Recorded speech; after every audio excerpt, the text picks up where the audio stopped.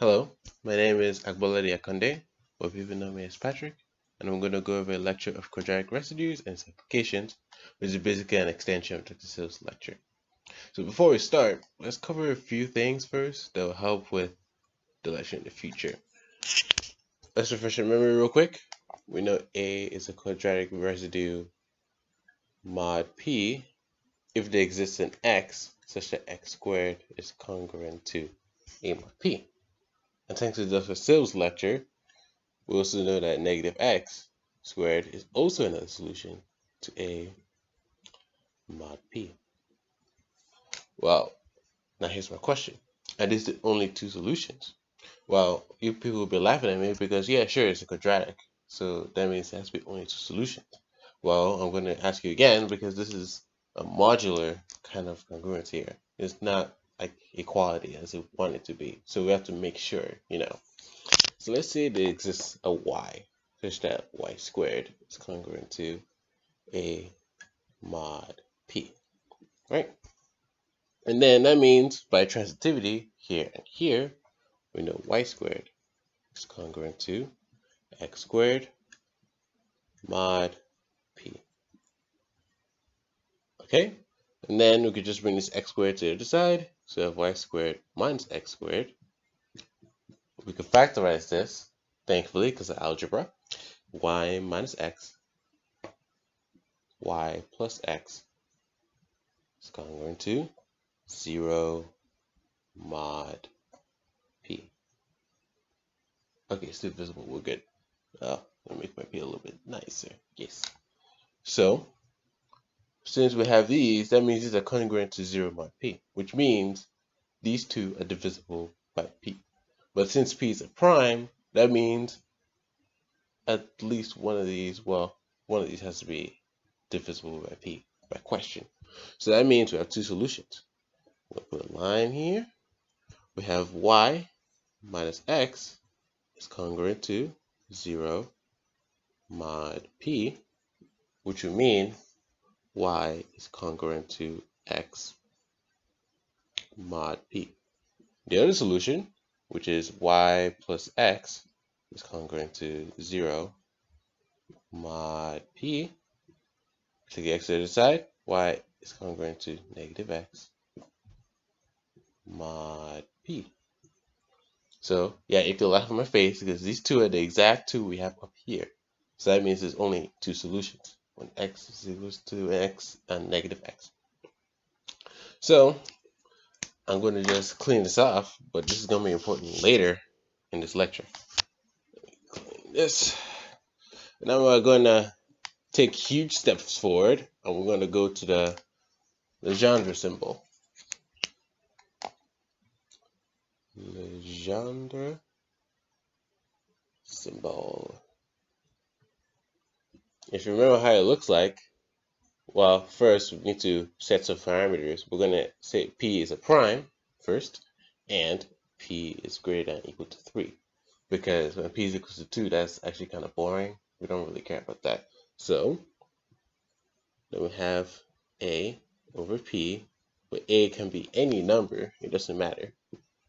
It's equal to 1 if A is a quadratic. I'm going to just say quad residue mod P, right? And it's 0 if P divides A, right? And it's also negative 1 otherwise. So now we have this. This is basically the definition of the Legendre symbol. And we see this is going to be very hard to find because finding A is quadratic residue, you have to find X such that X is congruent to A mod P, which is like a lot of math. But thanks to Euler says we could actually simplify this a little bit better by saying this simple thing. This is called Euler's criterion, and that says this is congruent to A to the P minus 1 over 2 mod p. Which basically says you could just take this power to the p minus 1 over 2, which is basically pretty nice. So what I'm going to do is I'm actually going to prove this to you and actually not just tell you that this is true. So first, I'm going to write my proof here to separate it. Start the first part. We're going to do it for 3 cases. Because you know the first case, the Legendre symbol could equal to 1. And if this equals to 1, that means there exists an x such that x squared is congruent to a mod p. And we're going to use that. So we're going to have a to the p minus 1 over 2 is congruent to the a has an x squared that's congruent to it. So you have x squared p minus 1 over 2 mod p. The 2's cancel, and you're going to have just x to the p minus 1 mod p. Let me make it more visible. Nice. So now we have to think about the group of this. C mod p, the multiplicative group of this group. So when x is a least residue that is not congruent to 0 mod p because it's actually a quadratic residue, if you do it p minus 1 times, it cycles through all the elements of the group and it ends up to the last term, which is the identity element. In this case, it's going to be 1. So this is actually congruent to 1 mod p. And these ones are the same. Well, they don't look the same, but these are the same. So that basically solves the case for when this is equal to 1.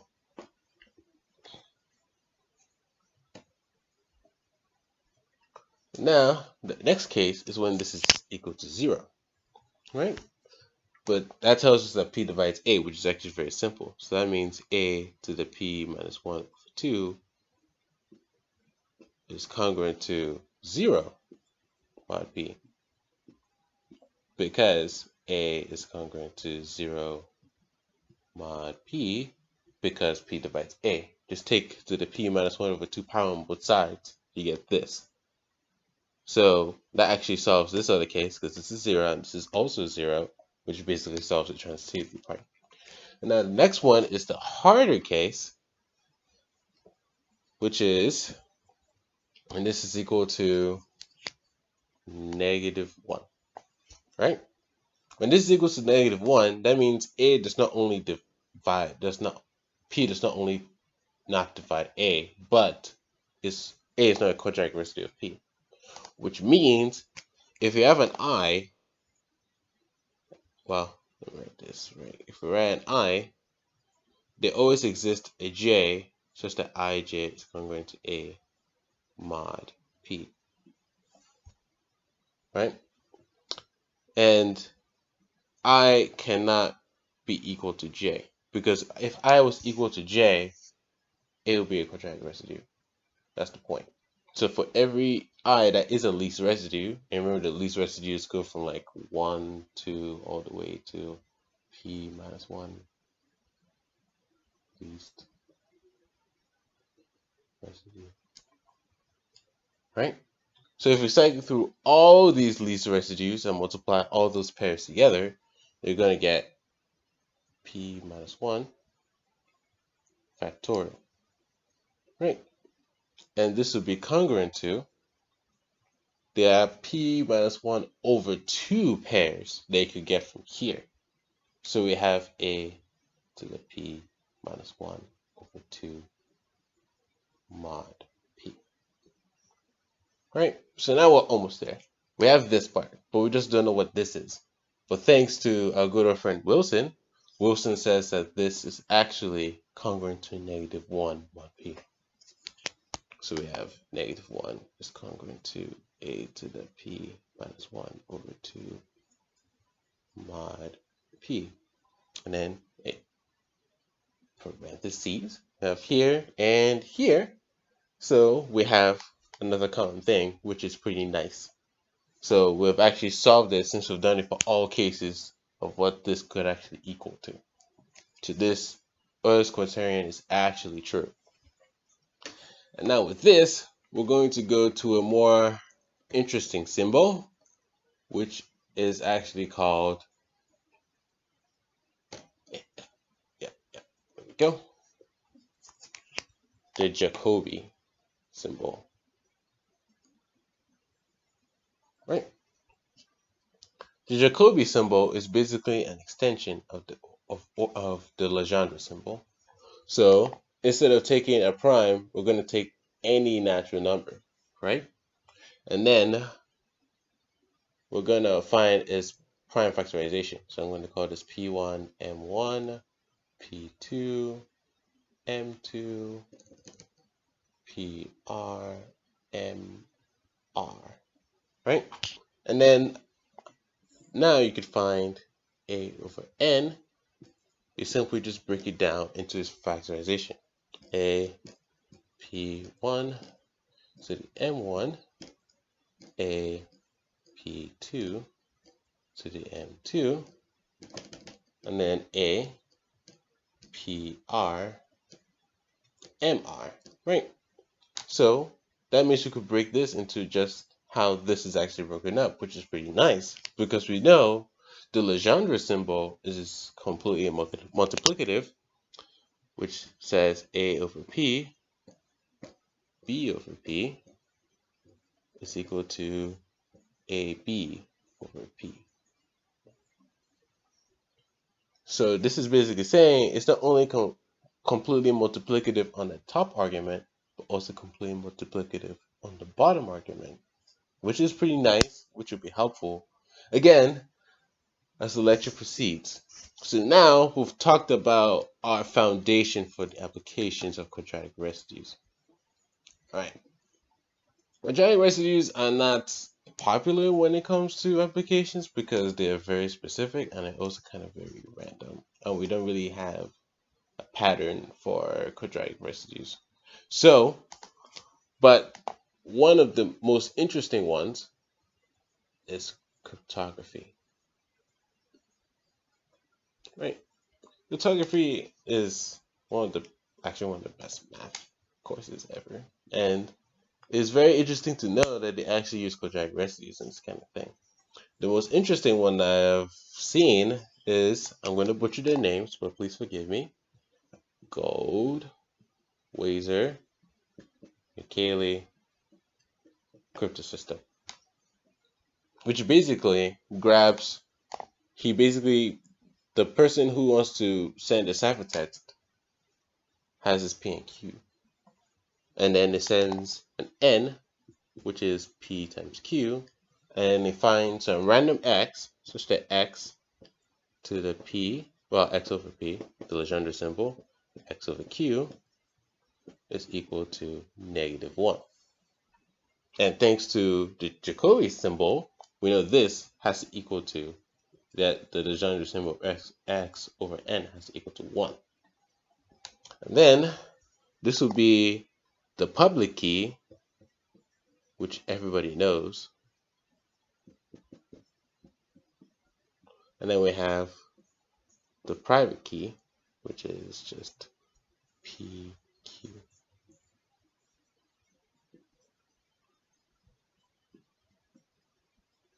So I have this public key and we have this private key. Public key, which means everybody knows this, but what they don't know is how to factorize this n. But I mean, it would be obvious if you know what the n is, because it's just two primes multiplying to each other. But then again, that's if they know you're actually using this cryptosystem. Now, with these parameters in mind, if let's say I'm trying to send a sales this crypted bit message 10011, right? So what I'm going to do is that I'm going to have an M1, M2, M3, M4, M5. And for these different M's, I'm going to get a different Y, which is like a random Y. It doesn't really matter. Just like generate any Y you want. Y1, Y2, Y3, Y4, Y5. what I'm going to do is that I'm going to get the yi, square the yi, x that we got from before, to the mi mod n. And this would be the ciphertext I'm going to get from that. So I'm going to get this random-wise, take the x to the mi mod n. If you notice, that means Ci could be a quadratic residue of n or quadratic residue of m. And the deciphering basically uses the Jacobi symbol of using these p and q's to check if it's a quadratic residue or not. So now we have these, which is, again, nice. And it's a pretty solid cryptograph, especially if they don't know what kind of method you're using. This is actually pretty nice. Sadly, it only works for like bits, but you could turn anything into bits if you're really interested into it. But that's one cryptograph, well, crypto system. The link is in the description, so you guys can learn more if you're really interested. And now we're going to go to the next one, the next application, which I already told you, since quadratic residues are very random, we want to understand why they are random. So we go into the distribution of quadratic residues. So the distribution is kind of weird because there are some numbers that are sometimes quadratic residues or sometimes not quadratic residues, and there are some numbers that are always quadratic residues, but actually there are no numbers which are not quadratic residues. Now, for example, 2 and 4. As you saw from Dr. Sill's lecture, the Legendre symbol of 2 and 5 is equal to -1 because 2 is not a quadratic residue of 5. And we also know 2, 7 is equal to 1 because 2 is actually a quadratic residue of 7. And this will keep alternating at some point, but not like completely alternating, like 1, -1, 1, -1. Like sometimes it will be consistently 1 for a while and then go to -1, and then sometimes consistently go for -1 and go to 1. But we know 4 for any number or any prime p is equal to 1 because 4 is a squared number. In fact, 4 is 2 squared. So that's why this will always be equal to 1. It's always a quadratic residue. So with this in mind, we're trying to find a pattern on how we could find how these numbers are distributed for each prime.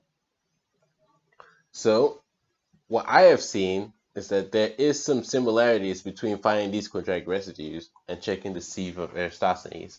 If you remember, if you want to take a 2, 3, 4, 5, 6, 1, 2, 3, 4, 5, 6. I'm going to take this graph right here. And if this is divisible by that, you shade it. So like 1 is divisible by 1, 2 is divisible by 1, 3 is divisible by 1, 4 is divisible by 1, 5 is divisible by 1, 6 is divisible by 1. 2 is divisible by 2, 4 is divisible by 2, 6 is divisible by 2. Then I have 3 is divisible by 3, 6 is divisible by 3, and I have these other blocks right here, and right here.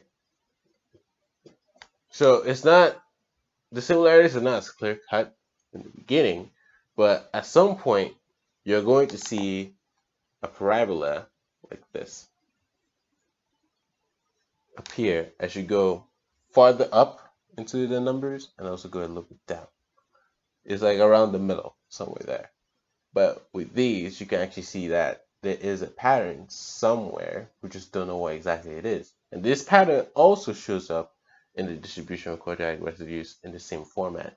Where these are the quadratic residues, and these are the distribution of set numbers in the quadratic residue. If you understand what I'm saying. But yes. Now, with these in mind, there's also something else in the distribution of quadratic residues.